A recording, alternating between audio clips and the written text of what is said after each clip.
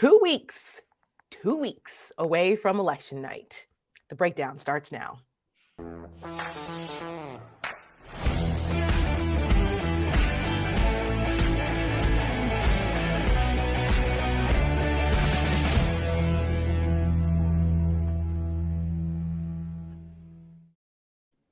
Welcome to the breakdown. I'm Tara Setmayer. This is the Rick Wilson. And folks, we are in the home stretch. We are 2 weeks away from election day. And a lot of you have already started voting, depending on where you live. Early voting is pretty much everywhere at this point.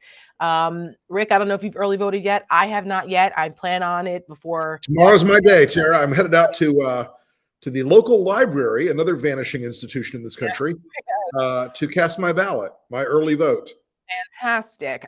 For us, my husband's schedule's been kind of crazy. Usually we go and vote together. So that's been the delay on my part. I'm going to blame the hubby on that.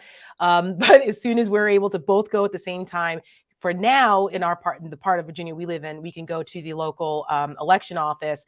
And I think there's one other location. And then I think soon you can go to there's a bunch of other locations. But thankfully, we have the option of going to early vote, which we will do. And we hope everybody else does. And it looks like lots of people are, in fact, early voting and taking advantage of that in places like Georgia, which is good news. But Rick, I don't want people to feel like, all right, this is great. Their numbers are up now, blah, blah, blah, and think that everything's going to be a-okay. People need to remember that the tables turned a few years ago. And it used to be Republicans voted early and Democrats voted on election day. And now it's Republicans vote on election day and Democrats vote early. So correct. In a lot of these states, we've got to be very careful to make sure we get our ballots cast and counted, and to make sure that on election day, when that red wave illusion hits in some of these states that count their absentees and earlies later, that we don't get into the same kind of chaos we had in 2020. Well, I mean, I would like to be optimistic that we won't see chaos like 2020, but I've got to tell you, Rick, from what I'm seeing and what's being reported here, there are so many Republican candidates who are already telegraphing that they're not going to accept the election results. We've got this story out in Arizona, which I'm sure you've seen, about these fascist fucks that are manning ballot boxes armed. Okay, taking pictures of election workers and pictures of people who are going to cast their ballots in ballot boxes legally, intimidating them. And now we've got the sheriff's department out there in Maricopa County having to do patrols and to make sure that people are safe and not feel intimidated to vote. Merrick Garland's involved. Mark Elias has filed a lawsuit about this out there. I mean, this is just one location, but it's Arizona, which we've been talking about a lot here, because Arizona right now represents, I think it's a microcosm of all the things that we need to be really afraid of if Arizona goes to the Republicans. And look, there's a real lesson to be learned here for Democrats. And I say this to my Democrat friends right now. If you know anybody in Katie Hobbs' world, reach out and kick the crap out of them, because she's been ducking debates. She's been avoiding Kari Lake with the belief that she didn't have to deal with the crazy person. Well, unfortunately, sometimes you have to deal with the crazy person. And it's important to remember when this race ends, that if Blake Masters is in the U.S. Senate, it is in part because Katie Hobbs sat on her tail and wouldn't get out there and beat the living hell out of the campaign of Kari Lake, because she knew what was coming. She knew what she was going to have to do and didn't want to go negative and didn't want to go hard and didn't want to get in the fight. You cannot let crazy people get a lead. You cannot let them define themselves. This was a really tough and seriously mistaken move on their part. And I have to tell you, I've seen this. We're seeing this in a couple of other states as well. Yes. So Pennsylvania also, we're seeing these, the leads are starting to narrow here in the Senate race. And when you have the Cook Political Report and some of these other political prognosticators who have been around a long time, shifting races it's concerning. It's something that we really absolutely need to be concerned about. And especially this late in the game. This late in the game. That's right. I mean, it's back in the day, it used to be election day, and there were only a handful of people, a handful of states that allowed you to vote early. Now it's almost everybody because of COVID and things, and just improvements to making it easier for people to vote in some places, making it easier to vote in theory, right? Hypothetically. Right, hypothetically. But now it's like election month. So a lot of votes have already been cast.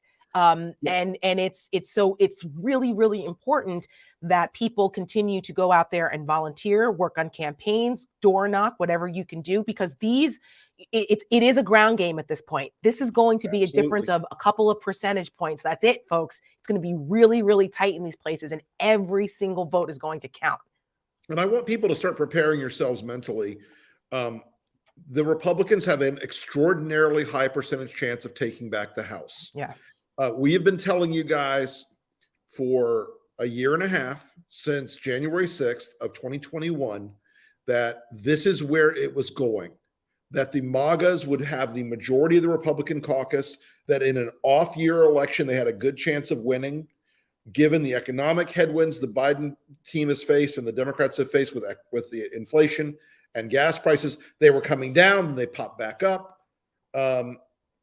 Given those headwinds, there's a good chance the Republicans take the House.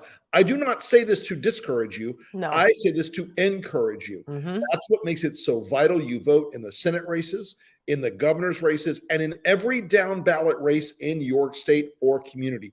It is vital that you do this.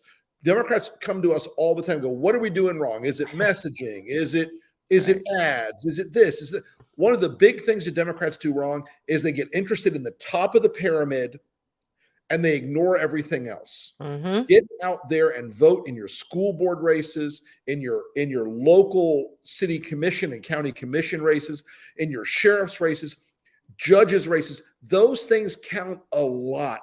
And if you don't know why you don't have a farm team in some states like Florida, that's why. That's right. So I want to really encourage folks to do that. It is vital to this democracy. It is vital to this republic, and it is really critical that you don't get depressed by the House coming, almost certainly going MAGA, because there's still a chance in the Senate and in these vital governors and Secretary of State's races and down ballot races, there is still a fighting chance to do very well. Listen, we do this every Tuesday because we think it's important for people to see what happens when the crazies now have power. So every week we show you on Tuesdays, last week in the Republican Party, and this week is no different. Woo! Run it. Okay.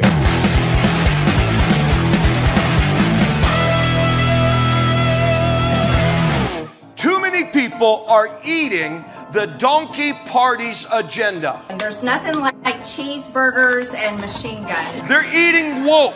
They're eating BLM. There's no such thing as toxic masculinity. I was the physician for the healthiest president that's ever lived, Donald J. Trump. Go Trump! Go Trump! Go Trump! Who wants to pop a beer, make some popcorn, and watch Donald Trump talk about election fraud in the United States of America? If you meet Herschel Walker one time, you're going to realize he's one of the most effervescent personalities you've ever met. It's a real badge. It's not a fake badge. It is a real badge. Mr. Walker has declined to participate and is represented by an empty podium. And I have badges all over Georgia. The worst thing that they did was to educate Herschel Walker, which is a legit badge. Everyone can make fun. We're not just black, white, yellow, brown. This anti-white racism is growing and it's dangerous. Reverend Martin Luther King Jr. were alive today, if JFK were alive today, if our founding fathers were alive today, they would be America First Republicans. And I was just endorsed by the Jewish community,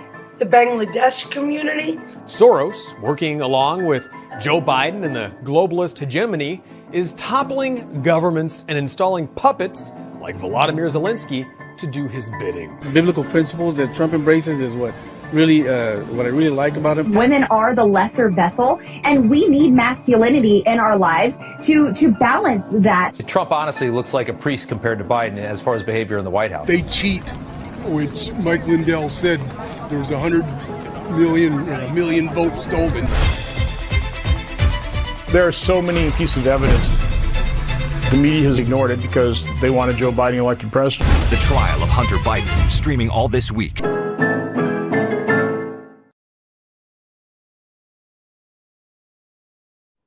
I mean, it would be funny if it wasn't so goddamn frightening. Right. That's right. I mean, the trial of Hunter Biden, the mock trial, that's going to be the United States House of Representatives for the next 2 years. You know, I was doing an interview today with a couple of folks, and it was brought up by one of the individuals on the discussion. You know, if you're going to save the Republican Party, you've got to protect the good ones like Susan Collins. I'm like, who else? Right. Who else? You got anybody else? Because in the House, Marjorie Taylor Greene will be the most powerful Republican in the House of Representatives, bar none. Mm-hmm. She will control the MAGA caucus, which is the largest caucus, which probably is 75% of the GOP caucus now. She will have Kevin McCarthy on a leash every day. Yeah. No, it's true. She has him on a leash now. She has him on a leash now. I hope that he's comfortable wearing a ball gag, because she's going to have him absolutely on his hands and knees. This guy has got no juice whatsoever in this incoming Congress. None. And they think they're going to be able to tame the tiger, and that's not what's going to happen. We saw what happened when they thought the same thing. Oh well, Trump gets in there, Paul Ryan and Mitch McConnell. Yeah, they'll be the adults. They'll handle him. Don't worry, Mitch and Paul have got this under control. How's that working out for you guys? Right. We see where that's gotten us here. I mean, I brought up in the beginning of the show that what's happening in Arizona, and that should be frightening. I don't understand why the Democrats have not been able to get a national message together, a national ad campaign showing this is what Republicans are doing now, and this is what they're going to do times 10 when they get power back, which is why we have to deny them power. And then explain also the good things that they've been doing, acknowledging that their inflation and the economy has some issues, but show all the good things. These people are promising you fool's gold.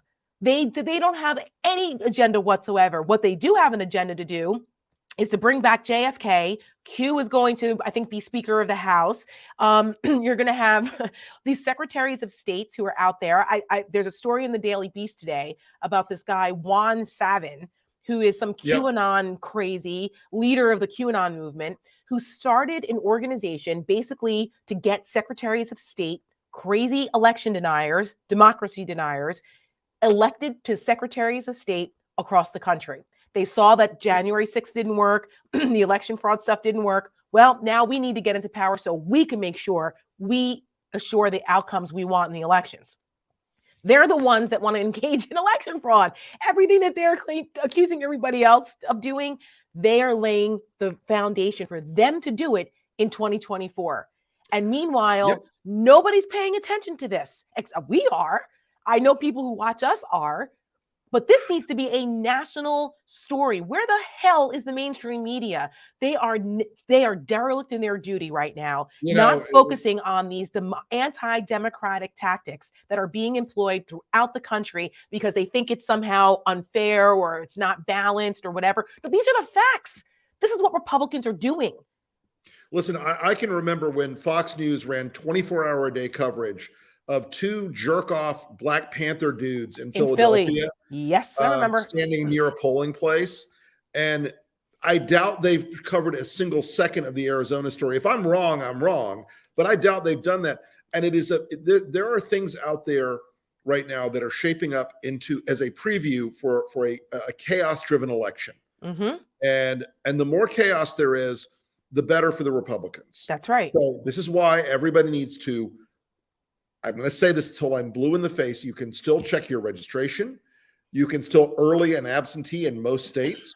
You can still early for a long time now. Absentee deadlines are starting to wind up, so you better start thinking about it if you're going to vote absentee, or make a plan to vote on election day. Yes. All of these things are crucially important. Do not get discouraged. Stay focused. Stay on target. Get out there, because they're going to try to intimidate you. Tell them to screw off. They're going to try to make you feel like it's too much work. Tell them no. They're going to try to make you feel like it's not worth it or you can't make a difference. Hell no is the correct response to that. Keep going, keep pushing, This is still a vital election. And if you don't believe me, watch what happens if you stay home on the and wake up the morning of the 9th and look at the landscape of this country as Donald Trump announces his return, as Mitch McConnell sweeps in with a +1, as Speaker McCarthy or Speaker Jordan rather, or Speaker Stefanik and Marjorie Taylor Greene announced their impeachment of Joe Biden, announced their investigations of Hunter Biden's laptop for the 4 millionth time. Just wait to see how bad it is if you don't vote. That's exactly right. And recently you guys in the creative team have come up with another really important and powerful visual depiction warning what happens if people do not beat back this growing tyranny that is really about to be thrust on us if Republicans get back into power. Check it out. Ron DeSantis proudly restricted voter rights in Florida. His elections police force arrests people he doesn't want to vote. 20 Floridians, mostly African American, were arrested for just registering to vote, even after officials said they could. Instead of clearing their names, DeSantis held a press conference. It's not just going to be 20 arrests. This is the opening salvo. But when Hurricane Ian hit, both Republican and Democratic counties were hit. But DeSantis is only allowing 3 large and strongly Republican counties to skip the new rules. DeSantis uses fear and intimidation against voters he doesn't like, and favoritism for those he does. That's not democracy. That's not voter integrity. Florida knows what to call it: tyranny. And this was my idea.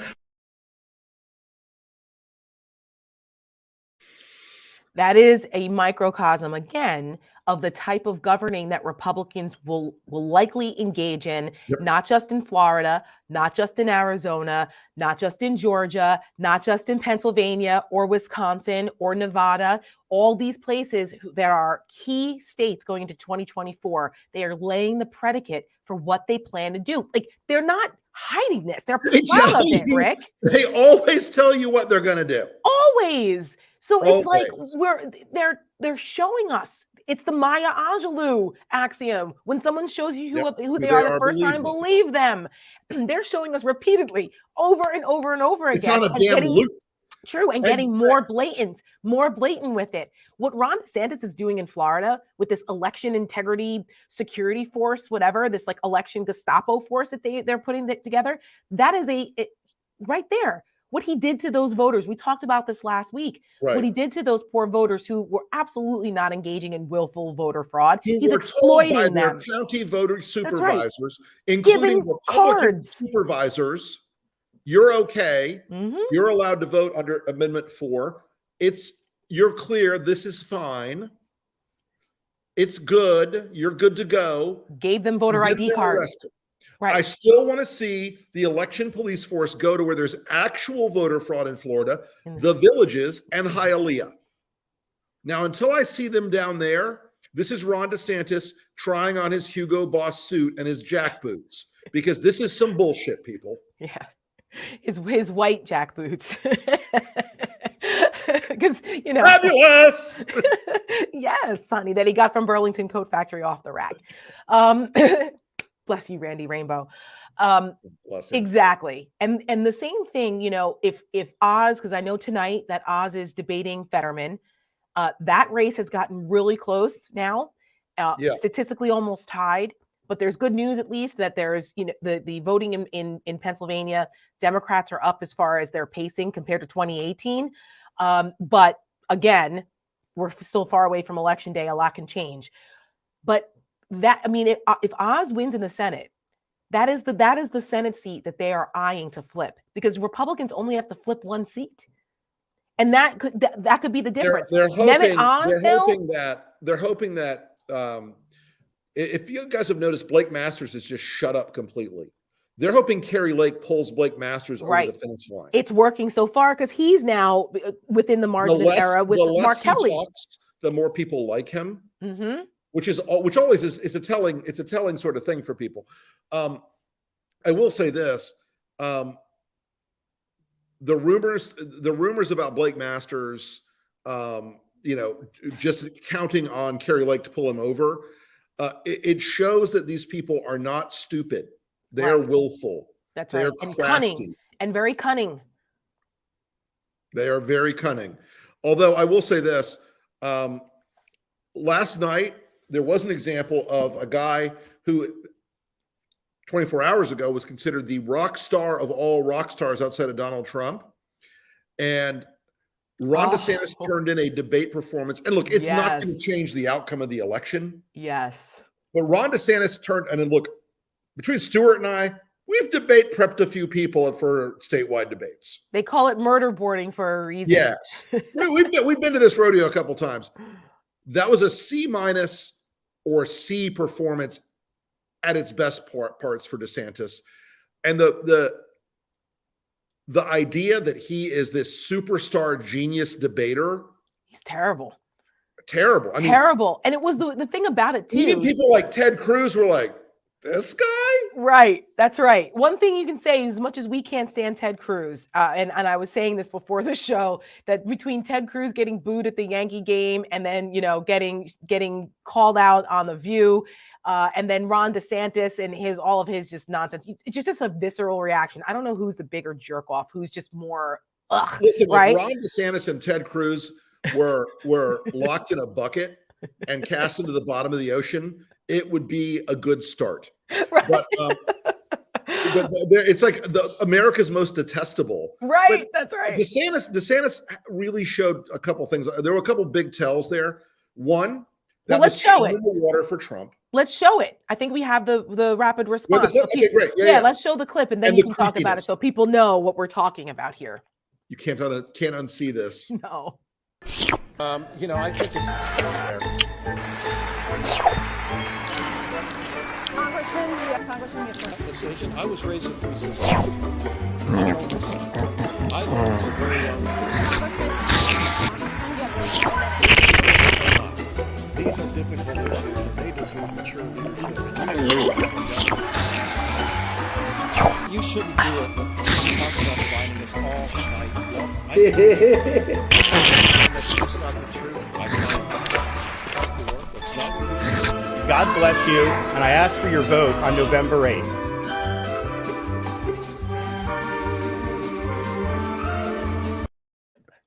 That's actually the wrong clip. We were going to get to that later. But you can't unsee that disgustingness either. Ew, ew, ew. Shadow friendship. So he was like a deer in the headlights last night a couple of times. Wait, I think we should call him today Tater Bambi. Oh my God, this guy. This is who Republicans are putting all their hopes and dreams and money behind, thinking that this guy's going to take out Donald Trump. Donald Trump saw that last night and thought, shit, I'm not worried about this guy. Exactly. I think we have the right clip this time. Let's roll it so we can talk about it. Ron, you talk about Joe Biden a lot. I understand. You think you're going to be running against him. I can see how you might get confused, but you're running for governor. And I have a question for you. You're running for governor. Why don't you look in the eyes of the people of the state of Florida and say to them, if you're reelected, you will serve a full 4-year term as governor? Yes or no? Yes or no, Ron? Will you serve a full 4-year term if you're reelected governor of Florida? It's a fair question. He won't tell you.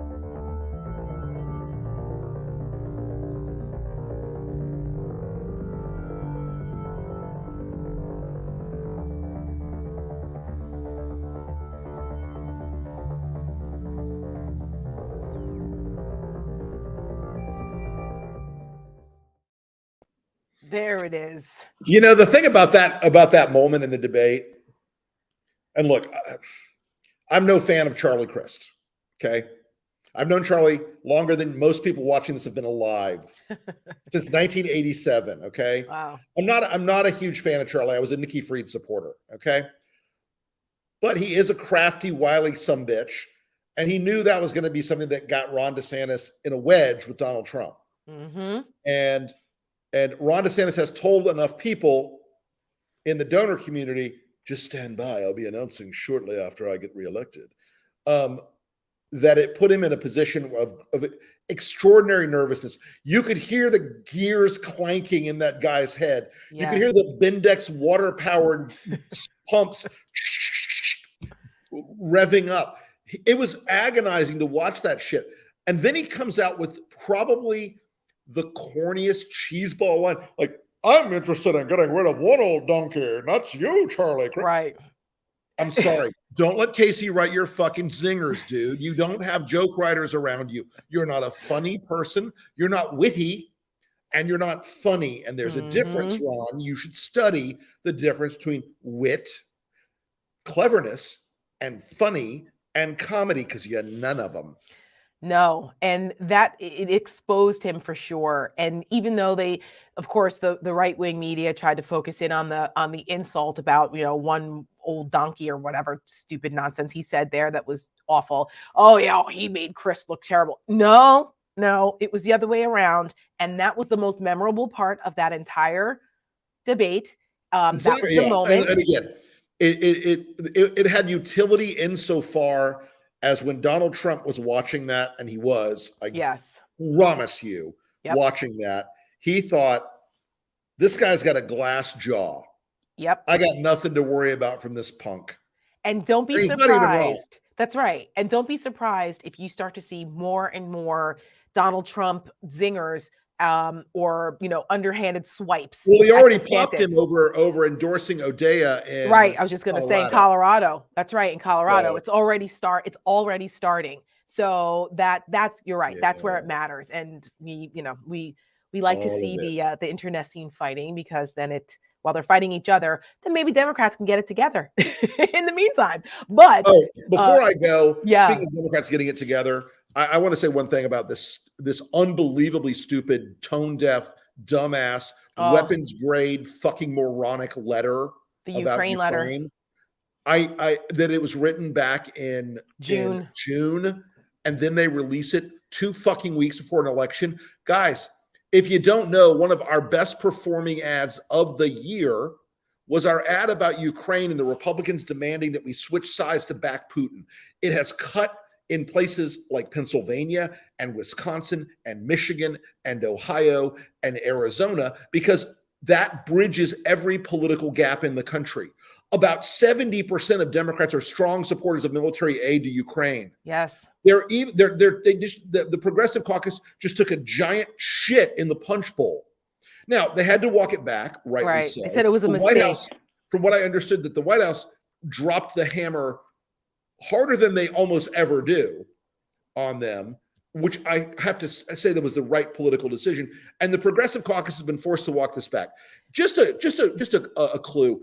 When you got an election in a bunch of swing states, why don't you just go ahead and stick to your knitting and get the voter turnout we need, instead of stunting like this in an unbelievably tone-deaf political move. I'll never understand it. I'll never understand it, because you know who? Why do we lose elections? I can't figure it out. You know who got that memo? Was AOC. Nancy Pelosi yanked her by the collar and told her to shut the F up and be a freshman and learn the ways of Congress if you want to be here and move up, and stop trying to be a media star and making it all about you. And you haven't heard much out of her, especially around times like this, because she listened. It was smart, but this was just stupid. So this is what I want to say as we come to a close, because we want to make sure that we continue to encourage folks. Many of you guys who watch us know that we talk about the union all the time, which is, it's our partner organization where it's coordinated a massive group of volunteers across the country. And I want to share some of those numbers. It's my understanding that the union now has 62,000 volunteers who've signed up through that website in the field across the country, doing unbelievable work. Last weekend alone, they texted 600,000 unregistered voters in Nevada, Pennsylvania, Michigan, Colorado, Iowa. In the last month, they've had 25 text banks in 9 targeted states, all the ones I just mentioned, including Nevada, Pennsylvania, Texas, Wisconsin, and in swing districts in 5 more states. This is incredible. They're joining with Field Team 6 and other partner organizations. If you want to see who those are, go to theunion.us. You still time to sign up. Join theunion.us. You can still sign up. You can still go out there and contribute and knock doors and help people get to the polls and help them with, all of that. It's so yes, go check it out. Big shout out to Angus, big Jackie, and the rest of the team over at the Union. You guys do amazing work. Reed and Stu and Joe and I joined a Union town hall the other night, and you were there too. I was there. And it was an amazing group of people, and they're just breaking their tails.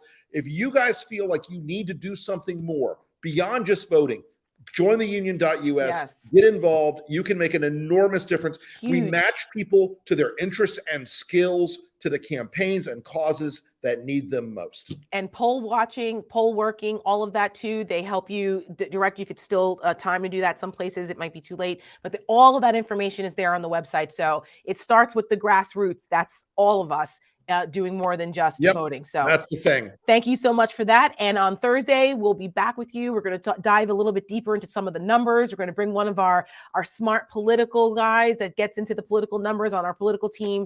He's going to join us on Thursday so we can dive into that as well. And keep going, folks. We're 2 weeks away. Lean in. That's right. And go out there and vote. Great night, everybody. We'll see you Thursday.